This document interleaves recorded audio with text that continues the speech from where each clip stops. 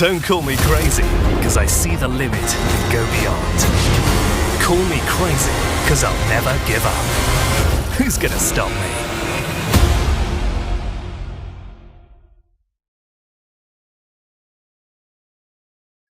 Welcome to the live stream event for the exciting new instalment in the MotoGP franchise, MotoGP 22. And over the next half an hour or so, I'm really looking forward to bringing you guys the word directly from the developers of the game at Milestone in Italy, as well as hearing from some core MotoGP and racing creators from around the world, who are all going to try and help us discover a little bit more about the latest edition of the best motorcycle racing game in the world. My name's Gavin Emmet, and apart from providing voiceover commentary for the English version of the game, I'm a TV broadcaster with about 20 years experience or so in MotoGP on the ground there. And I tell you what, I've seen some excerpts from the game and I am just as excited as I'm sure some of you are, because it does look so good and so unbelievably realistic too. And it does blow my mind. But let's crack on quickly, because I'm sure everyone's as eager as I am to get the lowdown on MotoGP 22 as we take a dive in to this new game. So I'd like to welcome two of the key developers for the game, exec producer Michele Caletti and game design manager Andrea Basilio. Thanks, guys, for being with us. Good to see you. How are you? Excited? Hello, super excited here. Hi, hello. Michele, I'm going to start with you, first of all, please, because the big headline that I'm getting from the promo material is this concept of 9 season 2009. It's a new kind of story mode or something from the brilliant 2009 season. So can you tell me, what is the story behind 9? Well, we wanted to have stories, we wanted to have characters, we want to be able to tell something beyond the usual ongoing season. And to be able to do this, we should look back into the past. And into the past of MotoGP, there are really amazing years. 2009 was fantastic because we had still in action Valentino Rossi. It was the last championship he had won. We had also had Jorge Lorenzo, Dani Pedrosa, Casey Stoner, and it was a really tense season. So we recreated it. It was a very complex project. We involved Mark Neal, a movie director that made so many MotoGP movies. And it was incredible because we were able to involve him. So it's part documentary, part movie, and part gameplay. You'll be able to go through all the season of 2009 from different perspectives too. So you'll be able to be on the bikes of different MotoGP riders, and you'll see how it all is going to be working, how the action is in that year. So I think it's something very unique for the first time. It's something we can bring to the players.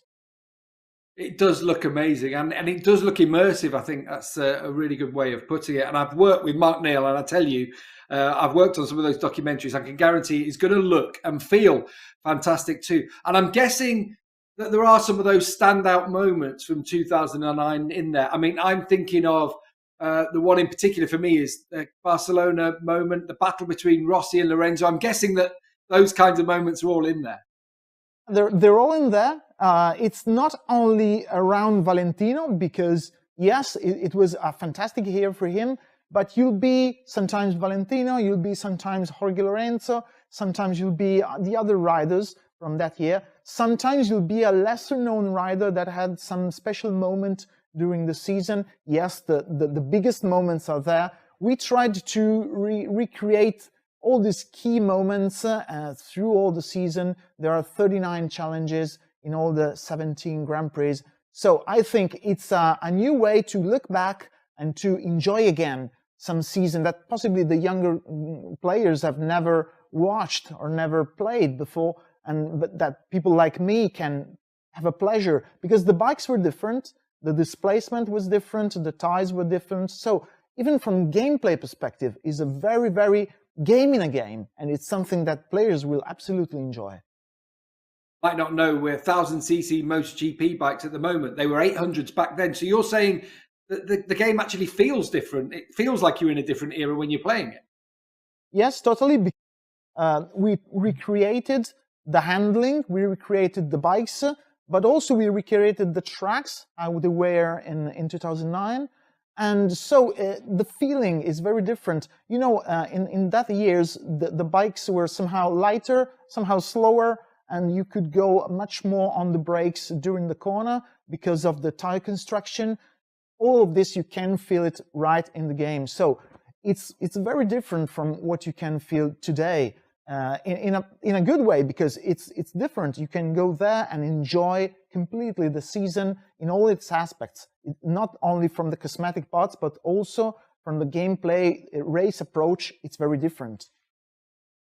Obviously, with the 9 concept, you already mentioned it. Valentino Rossi won the championship that year, and it was his 9th World Championship. So it ties in quite nicely with the fact he retired from the sport last year. Was that part of the thinking behind putting this as part of the game?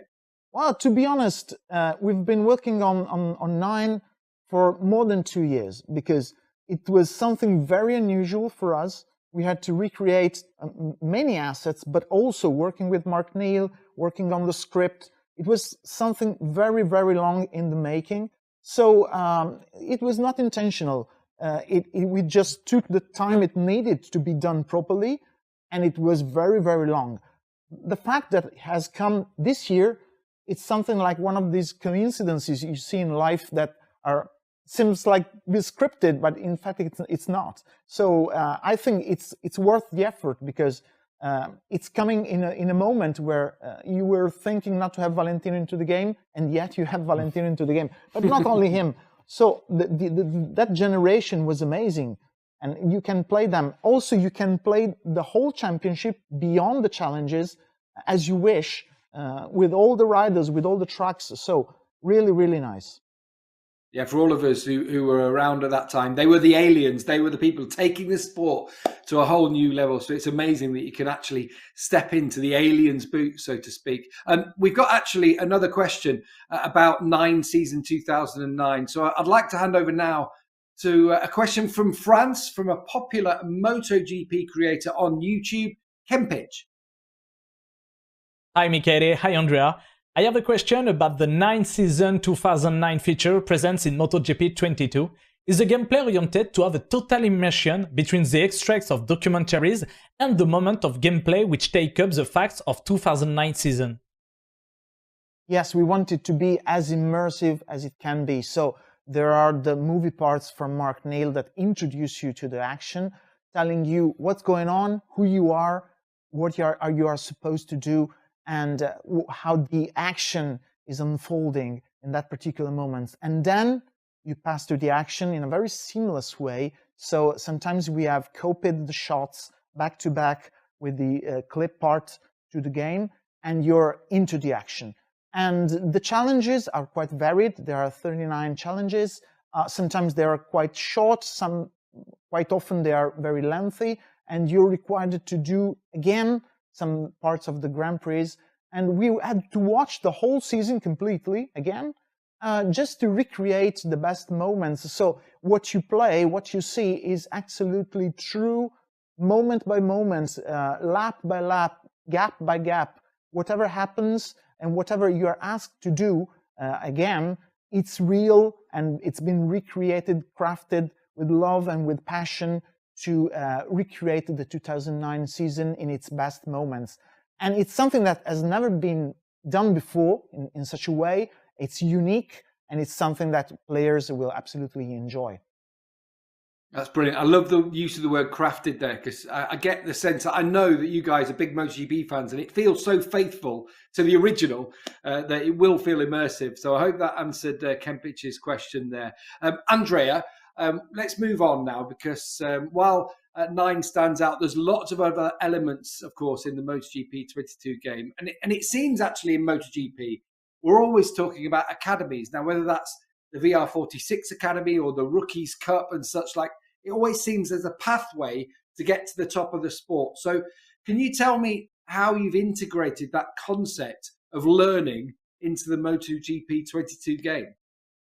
Yeah, well, every year when we start working on a MotoGP game, every year is a new challenge. We have a really broad audience in the MotoGP title because we have from a rookie player to pro player. So we have to work and help the rookie players to start learning and playing well MotoGP. And on the other hand, we have the super pro guys, the esport guys. So we have to having also something for improve their performance. This year we decided to include in the game the academy. That is a series of lessons in which the players can learn how to master sector by sector every track in the MotoGP championship. So the game will explain to you how to play well every sector and how to obtain the best lap time on every track on the championship. How does it go about teaching you then? How does that work? Yeah, well, this year the MotoGP title is very is on a new level of teaching things to the players. So we also have the tutorials that explain everything to the players, from how to riding the bikes and also the MotoGP rules. So, for instance, how is working the long lap penalty, for instance, and also how working the new devices that the bike have, like the new rider height device that we later explain better in this live. So the player is also is in every moment the player is help to the players to understand his level and how to improve. So the new players, for instance, don't have to choose the help alone, but the title explain and help the players to understand the levels and also the helps that they have to use for having an enjoyable experience with the game. Yeah, and Andrea, you said obviously there are rookies playing this game. There are esports pro players playing the game. So how do you know where you are? How do you know how good you are? How do you gauge your level in the game? Yeah, well, this is probably one of the most proud of things that we made in this game. We created a new system that is called a riding analysis system that basically follow the player and the performance of the players in the game. And when understand what's going on the track, is basically advise the player to turn on off helps and the difficulty of the game in order to having an enjoyable experience for the level of the player. Now, as always, there are going to be enhancements with every version of the game, and there's always lots of features I know that are requested by the community. So, Michele, can you tell me what the improvements and enhancements are for this year? Well, every year the improvements and changes to the game are countless, but let me cover a couple of them for 22. For instance, there are things that don't help you on the track, don't change how the bike works, but can be very nice to look at, like the faces.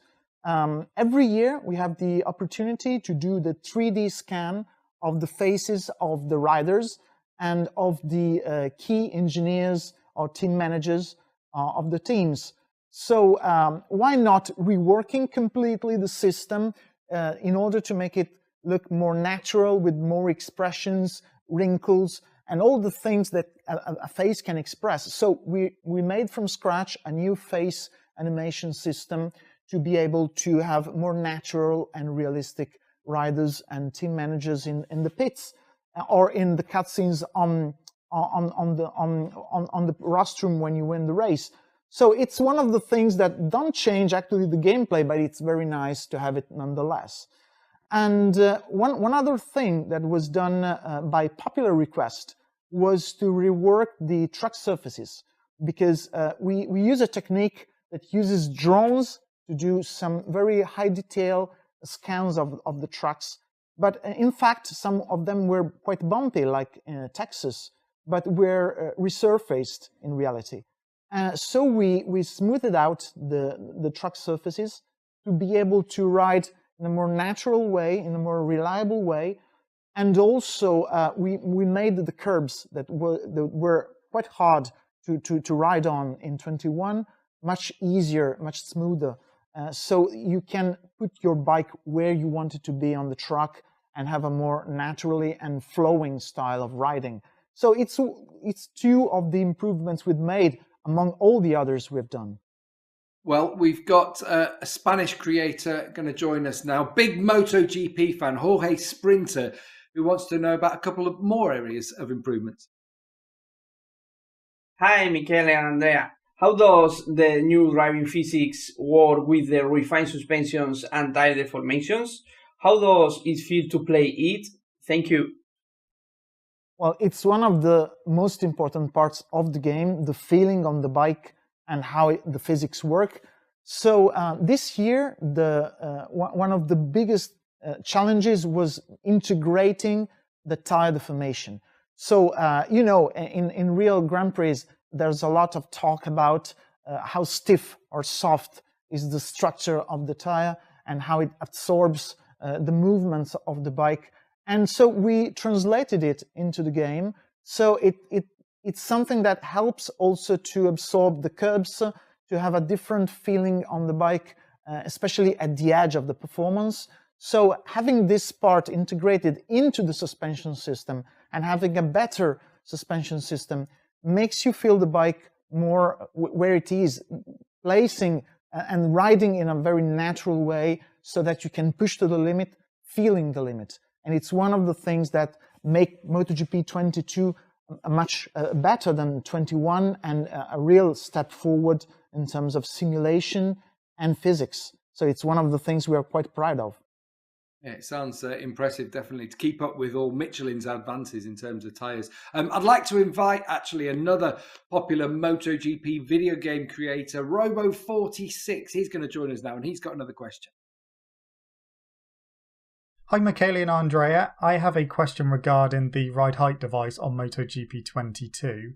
So, over the course of a whole lap, how much will the ride height device aid the player in achieving better lap times compared to not using it? And also, how exactly will the device help? Thank you. Well, the ride height device is something real for MotoGP. So MotoGP riders have a button that they push at the exit of corners, lowering the rear part of the bike so that they have better traction and a safer way to exit the corner and to have a faster move on the straight. And we integrated it, so you're supposed to use it when you have a good straight, so a long acceleration. You push the button to engage it, and it's safe because, like many manufacturers have, it's not acting immediately. It acts only when the bike is not leaning too much. So it's a mechanical device that somehow is smart enough to not to put you under stress while riding the bike, and it's engaging on the straight. Fact is, you're supposed to use it a couple of times or possibly 3 times along the lap because you need a good shot of straight to perceive the change in the bike. And you can use it manually, but also you can use it with an automation, with a help dedicated to it, in fact, activating it for you in the right moments. So if you don't want to know about it, you can just let the game do it for you and only have the benefit of having a better acceleration and stability. Or if you want it, you can understand yourself where is the right moment to use it. Yeah, it's a hot topic that we talk about a lot at the moment in MotoGP, definitely the ride height device. So glad you've been able to integrate that. Just to finish off and wrap up on the enhancements, I know that since 2019, you've been really working hard on that AI system every single year. How has it taken a step forward this year? Well, the AI has to learn all the changes we do into the physics.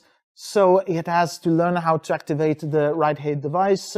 It has to take in account all the changes into the tires, into the physics. And so we needed to perfect it. We wanted to have it faster and more reliable.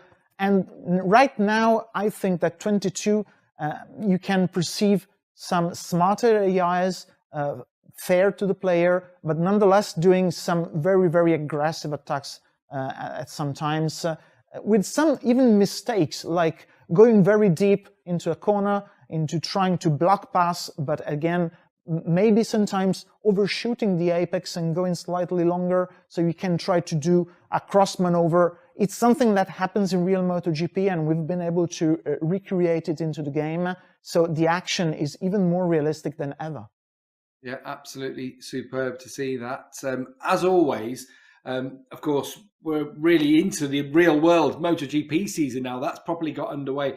And I'm sure that once again, you'll have done the incredible job that you guys do of getting this season's version to look just like what we're watching on our TV screens every single weekend. What can we look forward to in MotoGP 22? Yeah, well, we will have obviously all the categories from the 2022 MotoGP season. We will have MotoGP, Moto2, Moto3, and we will update everything in order to have exactly the same thing that are in the reality. So same liveries, same bikes, everything. We will add also later the Red Bull Rookies Cup and the Moto E in our rosters in the game. Inside the game, we'll have our fan favorite managerial rider career, so the players can play as riders or also rider and manager of his own team with also his junior teams in the minor categories.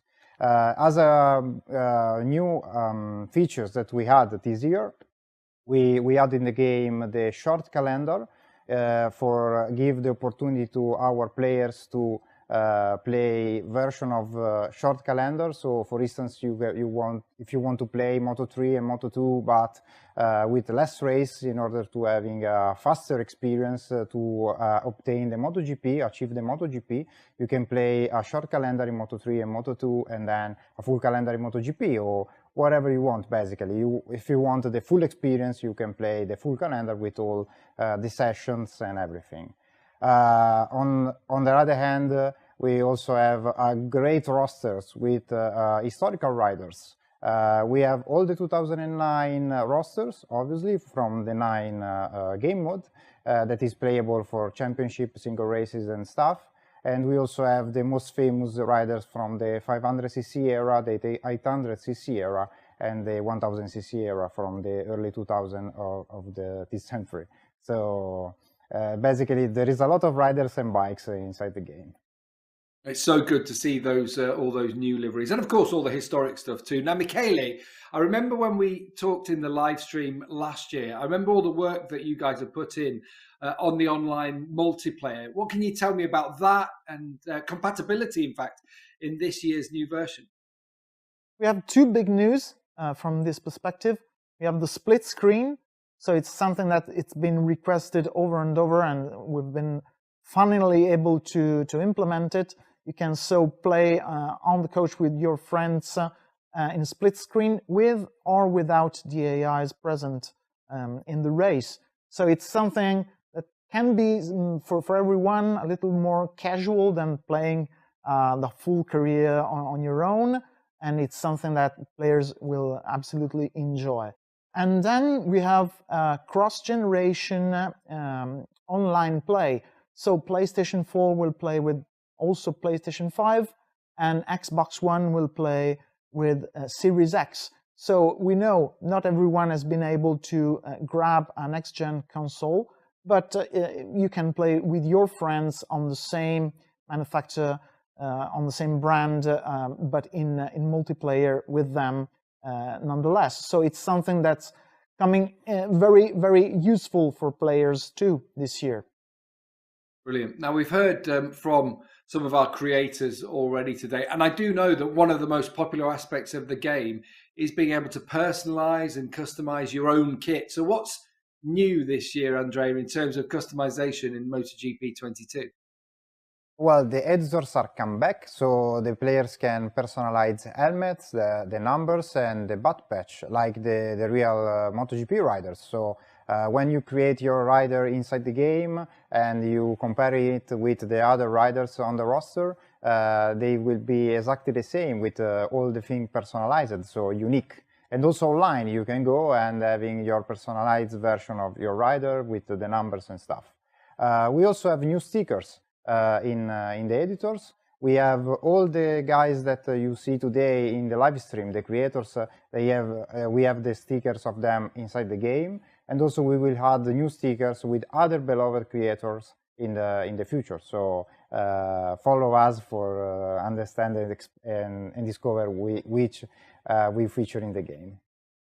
I'm sure a lot of people will be happy about that, to have it all back. Something I wanted to ask you guys about was the MotoGP Esports World Championship. It seems to get bigger and better every single year. I know because I've been involved in it over the years, but it looks like things getting a bit back to normal now, shall we say, hopefully back on site. What's the latest on esports from you guys?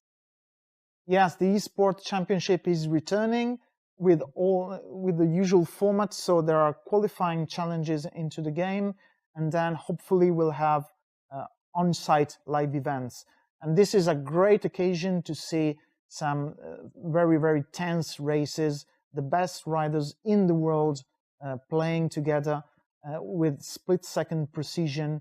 And it's something very important also for us developers, because having the opportunity to see them ride like no one in the world is able to is very important and interesting, and to have them feedbacks and to have their understanding of the game. But also for all the players being part of this, doing the challenges and watching it on TV is very nice indeed. And doing it again live on site is going to be quite refreshing. Yeah, I wonder if anyone's going to be able to challenge Lorenzo Doretti, who's now a 3-time world champion in that. Tras 73 will be keeping an eye on him in the Esports World Championship this year. Michele, Andrea, thank you so much. Everyone who's contributed. Honestly, it feels like you guys put so much love and care into this game that it really does feel so faithful. So thank you for everything that you've done. Well, let me close with a couple of informations. There's going to be free upgrade from PlayStation 4 to PlayStation 5, and there's going to be smart delivery on the Xbox family of consoles, so players don't have to worry too much what version of the game they're going to get. And the pre-orders are open right now, and there are a couple of DLC pre-orders depending on the version, disc or digital, they're going to opt for. So there's going to be some pre-order bonus too for them. Brilliant. Well, that's good to know. Again, thank you. Thanks to all our contributors too today. It certainly has whet my appetite. I will remind everyone, the release date for MotoGP 22 is April the 21st. For more information on that and on the game, and as Michele has said, you can already pre-order. MotoGPvideogame.com is where you need to head. So thanks to everybody on this live stream today. Thanks for joining us. Thank you. Bye. Bye-bye.